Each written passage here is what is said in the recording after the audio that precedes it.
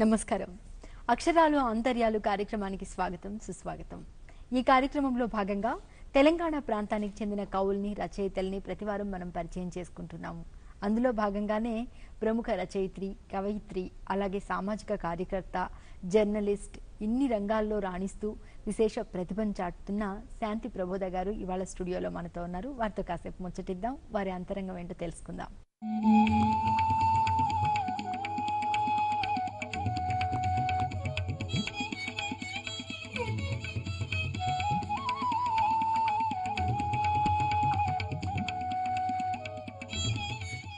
నమస్తే అండి శాంతి ప్రబోధ్ గారు. నమస్తే అండి. శాంతి ప్రబోధ్ గారు, మీ పేరే కొత్తగా ఉంది. అసలు మీ నేపథ్యం ఏంటి, కుటుంబ నేపథ్యం ఏంటి, అసలు ఎక్కడ జన్మించారు, బాల్యం, విద్యాభ్యాసం అంతా ఎక్కడ గడిచింది, ఈ విషయాలు మా ప్రేక్షకులతో పంచుకుంటారా? నేను పుట్టింది వరంగల్ జిల్లాలో, పెరిగింది ఆదిలాబాద్ జిల్లాలో. ఆ తర్వాత వివాహానంతర కాలం అంతా ఉన్నది నిజామాబాద్ జిల్లాలో. 3 జిల్లాలు కవర్ చేశారు. అవునండి. అంటే నా పేరు గురించి అన్నారు కదా, దానికి గురించి చెప్పాలి. మా నాన్న రంగారావు గారు పెట్టారు నా పేరుని.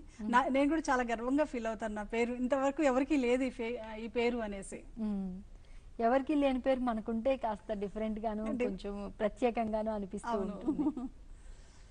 అలాగే అంటే వరంగల్లో జన్మించారు. విద్యాభ్యాసం అంతా కూడా ఎక్కడ జరిగిందండి? ఆదిలాబాద్ జిల్లా, మంచిర్యాల, లక్ష్మీపేట ఆ చుట్టుపక్కల ప్రాంతాల్లోనే జరిగింది అంతాను. ఏం చదువుకున్నారు, ఎంతవరకు చదువుకున్నారండి? నేను డిగ్రీ వరకు మంచిర్యాలలో చదివాను. అయితే నా విద్యాభ్యాసానికి వచ్చేప్పటికి ఒక దగ్గర జరగలేదు, అది చాలా ప్రాంతాల్లో జరుగుతూ వచ్చింది అనమాట. నేను నా మొదటి గురువు మా అమ్మే. ఎవరికైనా అంటే నేను అందరికి తర్వాత బడికి వెళ్తారు, నేను 5వ తరగతి వరకు స్కూల్కి వెళ్ళలేదు. 6th క్లాస్లోనే నేను రెగ్యులర్ స్కూల్లో జాయిన్ అయింది. అంతవరకు 3వ తరగతి వరకు మా అమ్మే నాకు పాఠాలు చెప్పింది, అక్షరాలు నేర్పింది, చదవటం రాయడం అన్ని అమ్మ దగ్గర నేర్చుకున్నవే. ఆ తర్వాత 4, 5 తరగతులు వచ్చి మా ఊర్లో మాదొక కుగ్రామం అనమాట. ఆదిలాబాద్ జిల్లా లక్సరిపేట తాలూకాలో చాలా కుగ్రామం అది. అక్కడ మాకు స్కూల్ ఉండేది కాదు. మా నాన్నగారు వాళ్ళు ఇంకా మా ఇంటి దగ్గర కొంతమంది పిల్లలు అందరి కోసం ఒక పంతుల్ని పక్క గ్రామం నుంచి పిలిపించి చెప్పించేవారు. అట్లా ఆ అంజయ్ పంతులు అనమాట ఆయన దగ్గర ఒక చిన్న నిట్టాడు, ఒక కర్ర వేసి చుట్టూ వేసిన గుడిసెలో మా స్కూలింగ్ స్టార్ట్ అయింది అనమాట. 4, 5 తరగతులు. 6వ తరగతికి లక్సరిపేటలో చదివాను నేను. తర్వాత 7th, 8th వచ్చి మా ఊర్లోని, అంటే మా ఊరు రోడ్డుకి దగ్గరలో ఉంటుంది, మా ఊరేమో లోపలికి ఉంటుంది, రోడ్డుకి దొనబండ అని ఉంటుంది, ఆ ఊర్లో జరిగింది. నాన్న వ్యవసాయం చేసేవారు. నాన్నకి రాయడం, చదవడం చాలా ఆసక్తి ఎక్కువ. అట్లాగే మా అమ్మ బాగా చదివేది పుస్తకాలు, మా నాయనమ్మ కూడా పేపర్ చదివేది. అట్లా వాళ్ళ నుంచి చదివే అలవాటు నాకు వచ్చింది. ఇంటర్మీడియట్ వచ్చేప్పుడు ఇంటర్మీడియట్ కరీంనగర్లో చదివాను. 1 సంవత్సరం కరీంనగర్లో చదివాను. ఇంటర్మీడియట్ ఫస్ట్ ఇయర్ నిజామాబాద్లో చదివాను, సెకండ్ ఇయర్ కరీంనగర్లో చదివాను. డిగ్రీ మంచిర్యాల చదివాను. తర్వాత తిరుపతి పద్మావతి యూనివర్సిటీలో జర్నలిజం చదివాను. అక్కడే తిరుపతిలోనే PG diploma in Telugu translation చేశాను.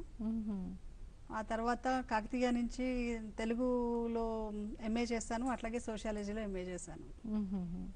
తెలుగుతో సాహిత్యంతో పాటు మీకు సామాజిక స్పృహ కూడా బాగా ఎక్కువగా ఉన్నట్లుంది. సామాజిక కార్యకర్తగా కూడా చేస్తున్నాను అన్నారు కదా. అంటే నాకు ఆ స్పృహ రావడానికి కారణం మా కుటుంబమే అనుకుంటున్నాను నేను. అంటే మా కుటుంబం సామాజిక చైతన్యం గల కుటుంబం. మా నాన్న, మా నాయనమ్మ, అంటే ఎందుకు చెప్తున్నారంటే మా నాయనమ్మ ఇప్పుడు ఎవరిళ్ళలో చూసినా నోములు, పూజలు ఇలాంటివి చాలా ఎక్కువ. కానీ మా నాయనమ్మ కాలంలోనే ఆవిడ వినాడు పూజలు చేయడం నేను చూడలేదు.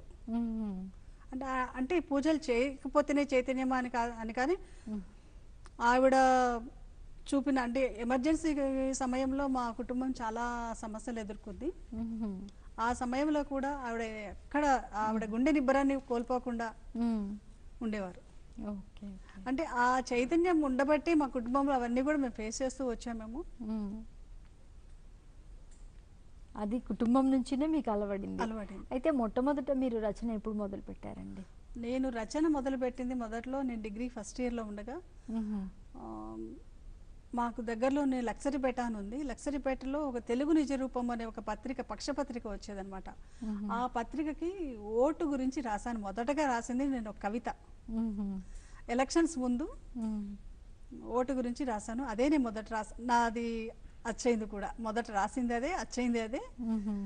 దాని తర్వాత అండి ఇంకా అలా అంటే అలా అంటే అది రాశాను. అలా రాస్తున్న క్రమంలో మా కాలేజ్లో అంతవరకు ఆడపిల్లలు కాలేజీ ఎన్నికల్లో పాల్గొన్నది లేదు. మ్మ్. మంచిర్యాల డిగ్రీ కాలేజ్లో ఎవరు పాల్గొనలేదు. లేడీస్ రిప్రజెంటేటివ్గా తప్ప మిగతా పోస్టులకు ఉండేవారు కాదు. మొట్టమొదటిసారిగా నేను అక్కడ సాహితీ కార్యదర్శిగా ఎన్నికయ్యాను. నేను డిగ్రీ సెకండ్ ఇయర్లో ఉండే కల్చరల్ సెక్రటరీయా, సాహిత్యానికి సంబంధించి లిటరరీ సెక్రటరీ. Okay okay. అది అట్లా అంటే సాహిత్యం మీద నాకు అప్పుడే కొత్తగా అడుగు పెట్టడము సాహిత్యంలోకి. అవి రాస్తున్న క్రమంలో మా ఫ్రెండ్స్ అందరూ కూడా నన్ను నిలబడమని ప్రపోజ్ చేయడము, నిలబడము జరిగింది. అయితే సరిగ్గా ఆ కాలేజ్ ఎలక్షన్స్కి ముందు నాకు ఫీవర్ వచ్చింది. నన్ను నేను ప్రజెంట్ చేసుకోవాలి, నేను ఎవరో అందరికీ తెలియాలి. ఎలా అనుకున్నప్పుడు మిగతా నాకు అపోజిషన్ ఉన్న క్యాండిడేట్ చాలా ఎక్కువగా క్యాన్వాస్ ఎక్కువ సర్కిల్స్ ఉన్నారు. నాకేం తెలియదు ఎక్కువ. నేను అంతకుముందు అది కాలేజ్కి వెళ్ళి రావడం వరకే కానీ నాకు ఇవన్నీ అందరూ తెలియదు. ఎట్లా అనుకున్నాను, ఓపెన్ డయాస్ మీటింగ్ జరిగింది. ఓపెన్ డయాస్ మీటింగ్లో అభ్యర్థులు ఎవరికి వాళ్ళు తమను పరిచయం చేసుకుంటారు. ఆ పరిచయం చేసుకునే క్రమంలో వాళ్ళు పిలిచినప్పుడు ఆల్ఫాబెటికల్ ఆర్డర్లో పిలిచారు. నా ముందు క్యాండిడేట్ది అతను కే అక్షరంతో వస్తుంది. అతను మాట్లాడుతూ ఒక ఆడది నిలబడుతుందా ఎలక్షన్స్ లో అని మాట్లాడారు. అది ఇమ్మీడియట్ నాకు చాలా ఆడవాళ్ళు ఎందుకు నిలబడకూడదు అని అప్పటికప్పుడు మాట్లాడేస్తాను. నా వంతు రాగానే మాట్లాడేస్తాను. ఎందుకంటే అప్పుడు ఆ టైంలో ఇందిరాగాంధీ ప్రైమ్ మినిస్టర్గా ఉన్నారు. శ్రీలంకలో సినిమా బండారి నాయకే ఉండేది. ఇలా ఆడవాళ్ళందరూ ఇవన్నీ చేయగలిగారు. ఆఫ్టర్ ఆల్ కాలేజ్ ఎలక్షన్లో కాలేజ్లో ఈ చిన్న దీనికి ఆడవాళ్ళు చేయలేరా అని మాట్లాడాను అనమాట. అట్లా నేను క్యాన్వాసింగ్ ఏం చేసుకోకుండా ఒక దీంతో ఆ స్పీచ్ తోనే మీరు గెలిచారు. అది అంటే నేను సాహితీ కార్యక్రమాల్లో ఆ తర్వాత కాలేజ్లో పునాది అక్కడ మొదలైందంటారు. అంటే పునాది అంటే నాకు పునాది, కానీ మా కుటుంబంలో వచ్చేప్పుడు మా నాన్న రాసేవారు. మా నాన్న అప్పుడప్పుడు రాస్తూ ఉండేవారు. అది అంటే ఆ వాతావరణం ఉంది. మా నాన్న ఏం రాశారు అనేది నాకు అప్పుడు నా చిన్నప్పుడు నాకు తెలిసేది కాదు, కానీ మా నాన్న రాశారు. మా నాన్నది వచ్చింది ఆంధ్రపత్రికలో ఆంధ్రపత్రిక డైలీ పేపర్లో వచ్చేవి. అట్లాగే కొన్ని పుస్తకాలు సృజన, పిలుపు, జన సాహితీ లాంటి పత్రికల్లో వచ్చేవి. అట్లా మా నాన్న రాసింది కవిత్వం వచ్చింది. మా నాన్న కవితలు రాసేవారు, ఎక్కువ వచ్చింది అని అనుకునేవాళ్ళం. మాట ఇచ్చాను, నేను మాట ఇచ్చాను. తల్లిపాలు మరియు తల్లి వెచ్చదనం యొక్క సురక్షత మొదటి గంటలో, ఆలస్యం చేస్తే సుమారుగా 1.5 రెట్లు ప్రమాదం. నీకు మాట ఇచ్చాను మొదటి గంట సురక్షతకు. సాక్ష్యం ఎవరు? వీడు. ఏమంటావ్? మాట నిలబెట్టుకున్నాను కదా. Hello? I want to quit this, but... भैया जी? अरे कैसे छोड़े ये लत? ताऊ? भाई छोड़ना तो मैं भी चाहूँ। तो दीजिए मिस कॉल 011-22-901-701 पर। ये आपकी तंबाकू की लत छोड़ने में मदद करेगा। हमने तो छोड़ दिया, आप भी कर सकते हैं। तंबाकू की लत छोड़ने में खुद की और अपनों की मदद करें।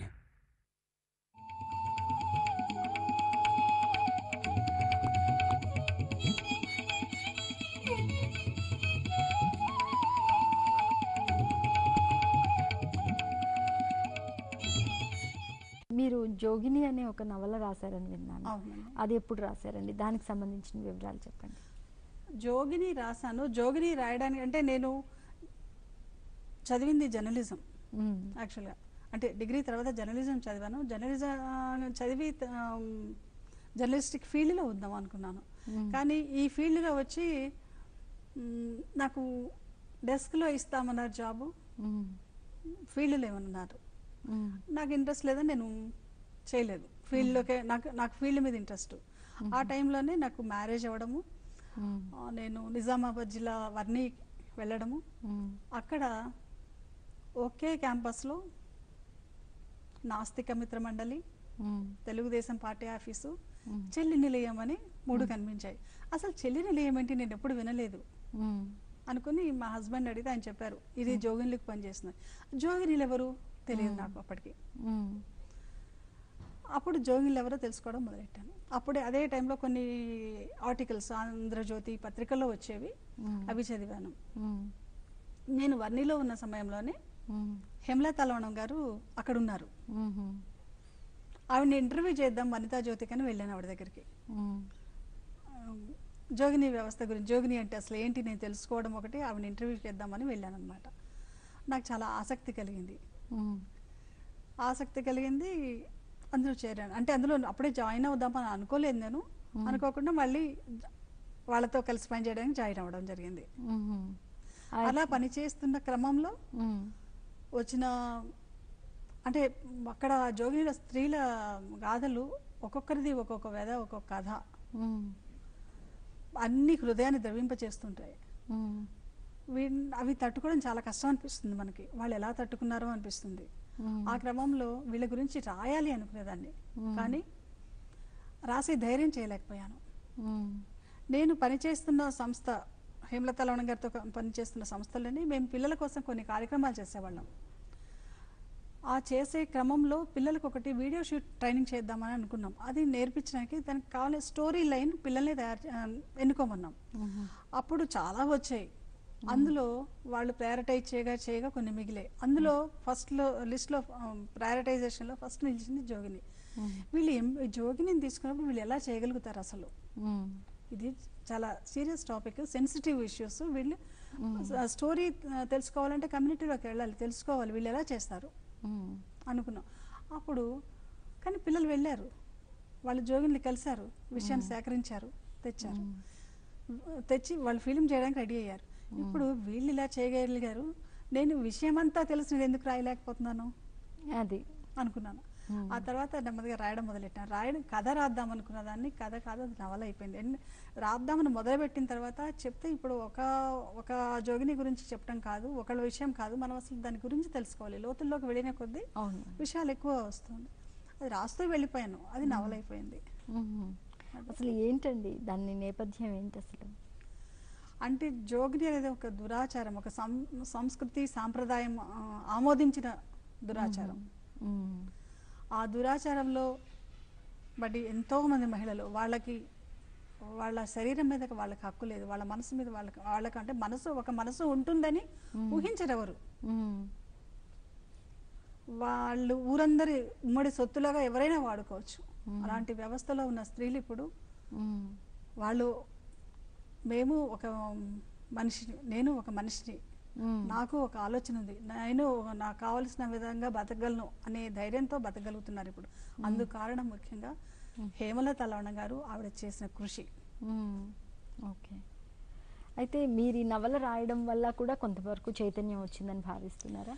నేను చైతన్యం వచ్చిందని చెప్పలేను, కానీ జోగిని వ్యవస్థ గురించి చాలా మందికి తెలిసిందని అనుకుంటున్నాను. అంటే జోగిని వ్యవస్థ ఉంది, ఎందుకంటే నేను పుట్టింది వరంగల్ జిల్లాలో అయినా పెరిగిందంతా ఆదిలాబాద్ జిల్లాలో, నిజామాబాద్ జిల్లాలో కొంతకాలం, కరీంనగర్ జిల్లాలో కొంతకాలం ఉన్నా, కానీ అంటే మొత్తం ఎటు చూసినా ఉత్తర తెలంగాణ జిల్లాలో మీ లైఫ్ అంతా కూడా కొనసాగింది.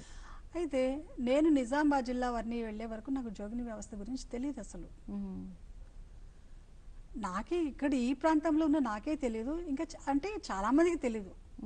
ఈ వ్యవస్థ గురించి తెలియాలి అంటే ఒకవేళ పత్రికల్లో వార్తలుగా వచ్చినా ఏదో కొద్దిగా విషయం తెలుస్తుంది, మొత్తం కూలంకషంగా తెలియాలంటే తెలియడం కష్టం అని అప్పుడు నేను విషయాలన్నీ బయటకు తేవాలి, తెలియాలి, అందరికీ తెలియాలి. ఇంకొకటి అంటే ఇలాంటి వ్యవస్థలు మళ్ళీ సమాజంలో పుట్టకూడదు, రాకూడదు అన్న ఉద్దేశం ఒకటి. ఓకే, ఇది కాకుండా ఇంకా ఏం రాస్తారండి మీరు? అయితే జోగిని నవల రాయడానికి ముందే నేను బాలల హక్కుల మీద భావవీచికలోనే భావవీచికలు. ఈ భావవీచికలు 2003 సంవత్సరంలో వచ్చింది పుస్తకం. అంతకుముందు నేను పనిచేస్తున్న క్రమంలో పిల్లలతో కలిసి పనిచేసేదాన్ని. పిల్లలతో చేస్తే పిల్లల హక్కుల గురించి చేస్తున్న టైంలో పిల్లల కోసం కొన్ని కన్సల్టేషన్స్ చేసేవాళ్ళం. వాళ్ళ ఆలోచనలు అన్నీ బయటకు వచ్చాయి. అదే టైంలో మా ఇంట్లో మా అమ్మాయి తను ఒకరోజు స్కూల్ నుంచి వచ్చి, అమ్మ అసలు పిల్లలు ఎందుకు కనాలి, పేరెంట్స్ ఇట్లా బాధ పెట్టేవాళ్ళు అంతే, అసలు ఏమైందిరా ఏంటి అంటే వాళ్ళ ఫ్రెండ్ వాళ్ళ నాన్న కుటుంబాన్ని పట్టించుకోరు, వాళ్ళ అమ్మ సూసైడ్ చేసుకుంది. ఇప్పుడు ఈ పిల్లలు ఇద్దరు ఏమవ్వాలి? ఇద్దరు పిల్లలు, వీళ్ళిద్దరు ఏమవ్వాలి? వాళ్ళ జీవితం ఏంటి? పేరెంట్స్కి ఆ బాధ్యత లేదా అని చాలా క్వశ్చన్స్ వేసింది. ఆ క్వశ్చన్స్ నన్ను చాలా ఆలోచింపజేశాయి. నాలో రచయిత్రిని మేల్కొలిపాయి. అట్లా మళ్ళీ ఆ అంశం మీద, అంటే పిల్లల ఆలోచనలు ఇలా ఉంటాయి, అసలు మనం పిల్లల ఆలోచనలు ఎలా ఉంటాయో పట్టించుకోం, మనం మన ఆలోచనలో వెళ్ళిపోతుంటాం అని అప్పుడు రాయడం మొదలెట్టాను. అది రాయడం మొదలెట్టడం, పిల్లలకు కూడా చిల్డ్రన్ కన్సల్టేషన్స్ కూడా చేయడం మొదలెట్టాం. మేము చేసే పనిలో భాగంగా ఉన్నప్పుడు రకరకాల నేపథ్యాల నుంచి ఉన్న పిల్లలు ఉన్నారు, రకరకాల అస్తిత్వాల్లోంచి వచ్చిన వాళ్ళు ఉన్నారు. వీళ్ళందరి ఒక్కొక్కళ్ళే ఒక్కొక్క రకం ఉంటాయి, ఒక్కొక్క ఆలోచనలు ఉంటాయి, ఆలోచనల తేడాలు ఎలా ఉంటున్నాయి, ఇవన్నిటిని చేసుకుని మనం భవిష్యత్తులో పిల్లల కోసం ఇంకా ఎలాంటి మంచి కార్యక్రమాలు చేయొచ్చు అన్న ఉద్దేశం కోసం చేసాం అనమాట. అలా చేసేటప్పుడు ఒక చిన్న మైసూర్ పాక్ ముక్క కోసం కూడా ఒక బాబు ఎంత కష్టపడ్డాడో చెప్పడం విన్న తర్వాత చాలా బాధ అనిపించింది. ఇవన్నీ కూడా వాళ్ళకి నచ్చింది తినడం కూడా వాళ్ళ హక్కు. అసలు అది కూడా పొందలేకపోతున్నారు, తల్లిదండ్రులతో స్పెండ్ చేయలేకపోతున్నారు. అది వాళ్ళ హక్కు, తల్లిదండ్రుల ప్రేమ ఆప్యాయతలు పొందడం అనేది అది వాళ్ళు పొందలేకపోతున్నారు. మనం చాలా విషయాలు మనం పిల్లల కోసమే చేస్తున్నామని చెప్పుకుంటున్నాం, కానీ పిల్లలకి ఏం జరుగుతుంది, వాళ్ళకి ఇష్టమైంది మనం చేయట్లేదు అంటారు. అవన్నీ కూడా ఆలోచింపచేసాయి. అది దాని భావ విచికలు పేరుతో ఇద్దరు పిల్లలు,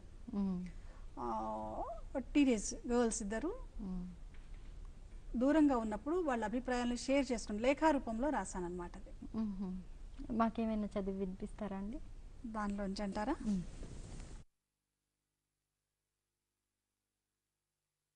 డియర్ చిన్న, నీవు జోగిని అనే పదం ఎప్పుడైనా విన్నావా? మొన్నొక రోజు వార్తల్లో రాష్ట్ర గవర్నర్ దంపతుల చేతి మీదుగా జోగిని వివాహం గురించి వార్త వచ్చింది. జోగిని అంటే ఒక వ్యక్తి పేరేమోనని మొదట అనుకున్నాను. అమ్మని నాన్నని ఆ విషయం అడిగాను. నా ప్రశ్నను వాళ్ళు అంతగా పట్టించుకోలేదు. నా ప్రశ్నకు జవాబు దొరకలేదు. స్కూల్లో మా మేడంని అడిగాను. ఆవిడ జోగిని అనే పదం విన్నాను కానీ సరైన అర్థం తెలియదు అన్నారు. ఆవిడ చెప్పలేకపోయారు, కానీ ఒక చిన్న ఇన్ఫర్మేషన్ ఇచ్చారు. తెలంగాణ జిల్లాల్లో జోగినీలు ఉంటారట అని. నాకు వెంటనే నువ్వు గుర్తొచ్చావు. మీ అమ్మమ్మ గారిది తెలంగాణలోని నిజామాబాద్ కదా, నీకు తెలిసింటుందేమోనని అడుగుదామని ఉత్తరం రాస్తున్నా. నాకు ఒక విషయం గురించి సందేహం వస్తే అది తీరే వరకు, దాని అంతు చూసే వరకు నిద్రపోనని నీకు తెలుసు కదా.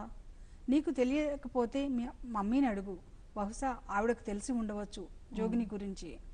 ఎంత సమాచారం వీలైతే అంత తెలుసుకొని నాకు వెంటనే సమాధానం రాయి.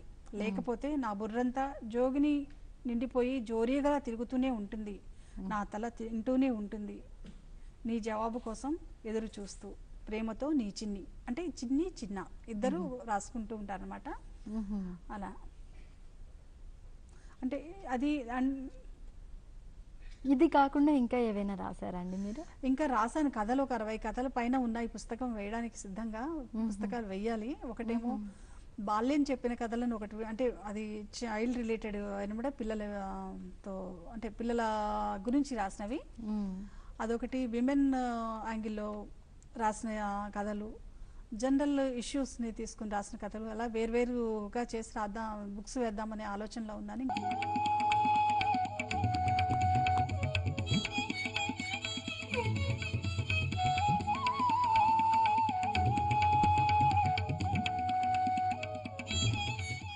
ఈ సామాజిక సేవ చేయడానికి, అలాగే ఇట్లా రచనలు, కవిత్వాలు రాయడానికి, వీటన్నింటికి కూడా మీ ఫ్యామిలీ మెంబర్స్ నుంచి సపోర్ట్ అనేది, కుటుంబ సభ్యుల సహకారం అనేది ఎలా ఉందండి?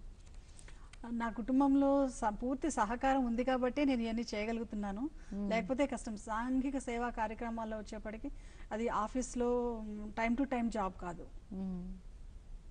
టైం ఫీల్డ్కి వెళ్ళటం ఉంటుంది, ఏ టైం పడితే ఆ టైంకి రావడం ఉంటుంది, ఇవన్నీ ఉంటాయి. కాబట్టి నా కుటుంబం పూర్తిగా సహకరించింది. ఆ సహకారం లేదంటే కనుక నేను ఇవన్నీ చేయలేకపోయేదాన్ని.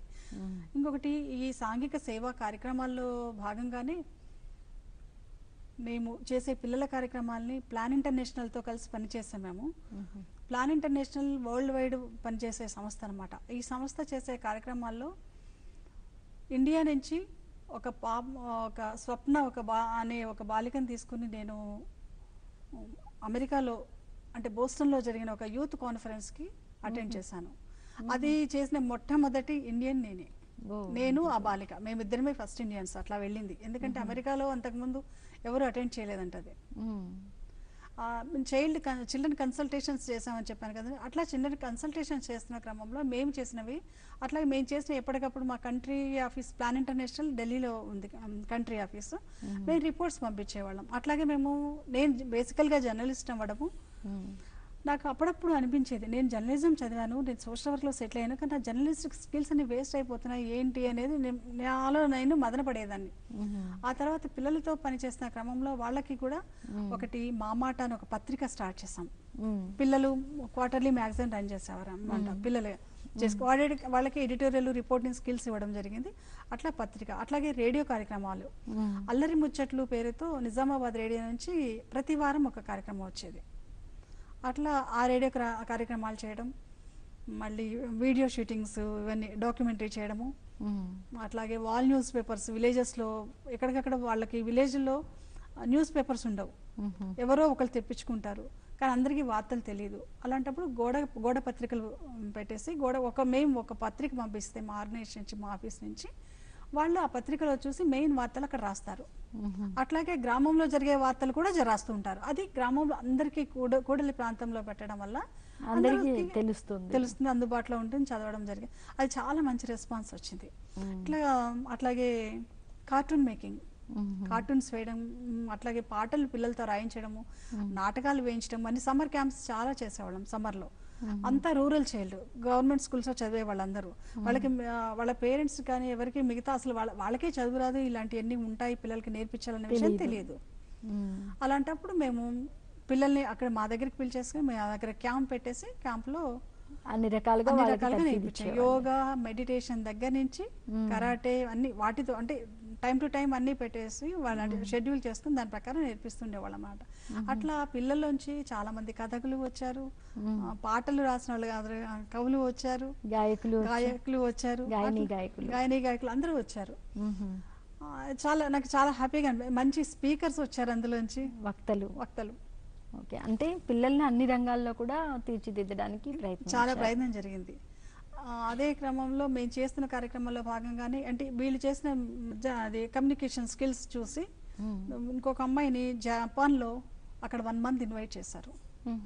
ఆ అమ్మాయి 1 month ఉండి అక్కడ మేమేం చేసాము, ఇక్కడ గ్రామాల్లో పిల్లలు అంటే ఆడపిల్లల పరిస్థితి, ప్రధానంగా ఆడపిల్లల పరిస్థితి భారతీయ గ్రామాల్లో ఎలా ఉంది అని చెప్పడానికి వెళ్ళింది తను.